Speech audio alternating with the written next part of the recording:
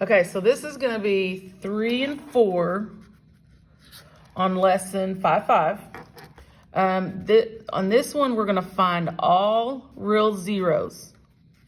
So we call them finding our zeros of our polynomials. It also means we're finding the solutions. It also means we're finding the x-intercepts. So you can name it any of those things. But most of the time, we refer to it finding our zeros. And the reason we say finding our zeros is because when you have a polynomial function that you have factored, now these are already kind of factored for you.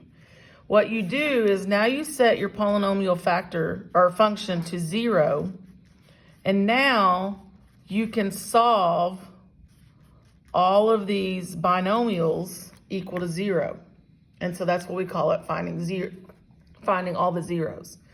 Now notice that, and I'm going to expand this out just so you can see. You have a 3x. This one, x minus 16 is squared. That means there's 2 of those.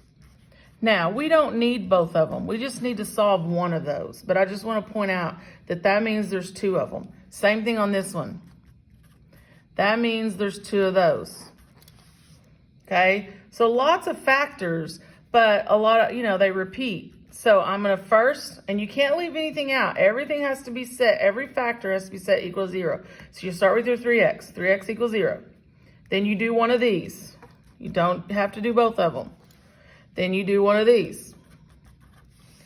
And so now they're all set equal to 0. And just like solving an equation, you can go through your steps. Or if you're good at solving these little one-steppers, you don't even have to show that. You just know that that should be x equals 0. This one, I'm going to add 16. This one's x equals 16. This one, I'm going to add 3. X equals 3. And those are my zeros, 0, 16, and 3. Those are my solutions of that polynomial. Okay, let's look at one more. F of x equals negative 5x.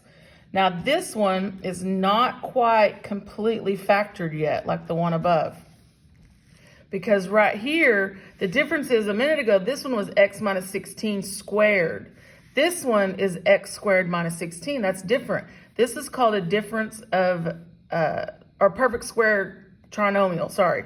A difference of 2 squares. I'm sorry, I'm getting all the names mixed up. It's called a difference of 2 squares because you have a perfect square, and you have a difference. You have subtraction. So we need to factor that. So negative 5x stays. So that's going to factor into 2 binomials. So you take the square root of x, which is x, and you put an x in each binomial. You take the square root of 16, which is 4, because it's a perfect square, 4 times 4. And then anytime you have a difference of 2 squares, that rule says 1 is addition, 1 is subtraction. Because what happens because remember, every time we're doing these 2 binomials and they make a trinomial, if you put them back together, remember, you do that by foiling. Well, if it ends up being, see how this one, if we put these 2 back together, it ends up being a binomial. That's because the middle term got subtracted out. That's why 1 needs to be a plus sign, 1 needs to be a minus, because that middle term, which would end up being 4x and negative 4x, they subtract out. So that's how you get rid of that middle term. So that's the rule. That's kind of the shortcut rule for a difference of 2 squares. Okay, and so now we bring down our x minus 7. And so now we're ready to solve this. So we set it equal to 0. And then you just set every factor we found, or they gave us, we set them equal to 0. And that's how we find our zeros of our polynomials. And there's so many different ways to find zeros. There's so many different ways that you might have to factor.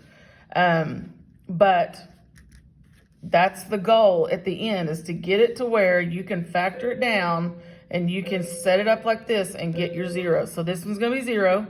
This one's going to be negative 4, because remember, you're going to subtract 4. This one's going to be positive 4, because you're going to add 4.